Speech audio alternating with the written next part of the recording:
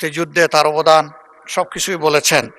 নিজের অবদান বলতে কি আরেকজনের অবদানের উপরে তুড়ি পিটানোর অধিকার কাউকে দেওয়া হয়। তিনি পার্সোনালি আমাকে হার্ট করেছেন। তিনি বলেছেন যে আমি বলে থাকি আমি শহীদ মুক্তিযোদ্ধা পরিবারের সদস্য, তাহলে ইনি এটাকে চ্যালেঞ্জ করছেন। 2 নম্বর, উনি বলেছেন কোনো মুক্তিযোদ্ধা কিংবা শহীদ মুক্তিযোদ্ধা পরিবারের কেউ জামাত ইসলামী করতে পারে না, তাহলে উনাকে জিজ্ঞেস করে করা লাগবে? এটি আমার নাগরিক অধিকার। আমি কোন দল করব, কোন আদর্শ আমি অনুসরণ করব, এর উপর হস্তক্ষেপ করার ন্যূনতম কোনো অধিকার রাষ্ট্র কিংবা সংবিধান কাউকে দেয়নি। আমি এটার তীব্র নিন্দা জানাই।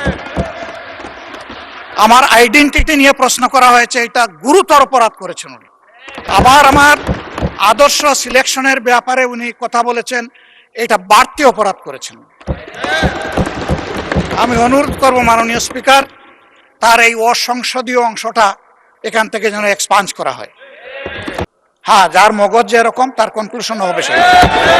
তার মতো একজন প্রবীণ ব্যক্তির কাছ থেকে, রাজনীতিবিদদের কাছ থেকে আমি এই ধরনের আচরণ আশা করিনি। আর সাধারণত যুক্তি যখন ফুরিয়ে যায়, মাথা তখন গরম হয়ে যায়। প্রবাদ আছে, রেগে গেলেন তো হেরেই গেলেন। আমরা সবাই মিলে হারতে চাই না, আমরা সবাই মিলে জিততে চাই।